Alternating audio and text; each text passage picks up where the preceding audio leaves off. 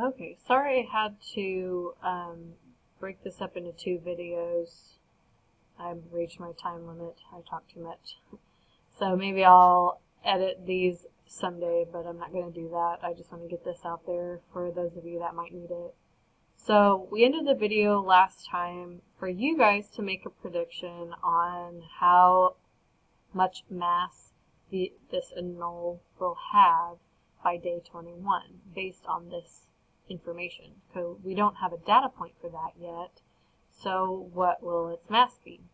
So if you figured that out, it should be, so if we're looking at, there's a pattern, it gains mass by 0.1 grams every 3 days. So if I'm following the same pattern between day 18 and day 21, that the mass will be 2.8.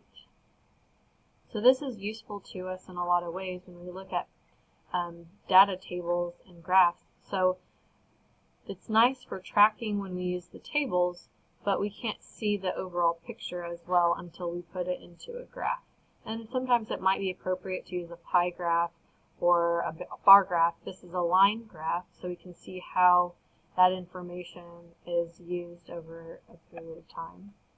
So something else to note also is how we graph an independent variable and dependent variable. So in the video assignment that you will use or go through is the helpful hint is to think of the word dry mix. So dry, so the dependent goes on the y-axis. So in this case, the weight or the mass of the anole is our dependent variable, and then over time, that is our independent variable. So mix on the other one, the I and the X. Independent variable goes along the x-axis. So there's just a little trick to think of when you're trying to figure out which variable goes on which axis. So, axis. I'm not a math teacher, sorry.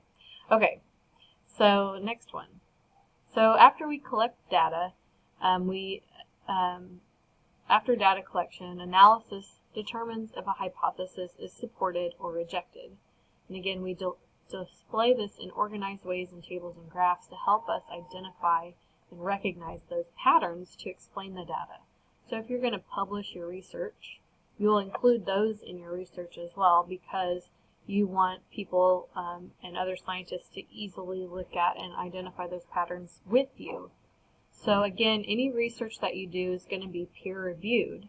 And if the other scientists can look at it and agree with what your data is saying, look at your experimental variables and how you controlled the experiment, and they agree with you, that adds merit to the paper and it can be published in a scientific journal.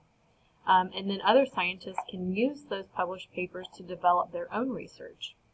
So, or on the other hand, there's that checks and balances there, that if other scientists are reviewing your research, they might find holes in it. Maybe there's some controls or constants that you didn't account for, and then you will have to go back and reevaluate that before you can publish your work. And those checks and balances are there on purpose because we need to make sure that the scientific research we have is valid. Alright, so as a biology student, and we'll see how our labs go, but we might have an opportunity to participate and design your own investigations and controlled experiments through the lab. Now we've already done lab safety, so I'm not going to go through all that again because we've already done a course on that. And this concludes this section, which concludes Chapter 1 for us. So hope you do well on the homework. Please let me know if you have any questions. Thanks. Bye.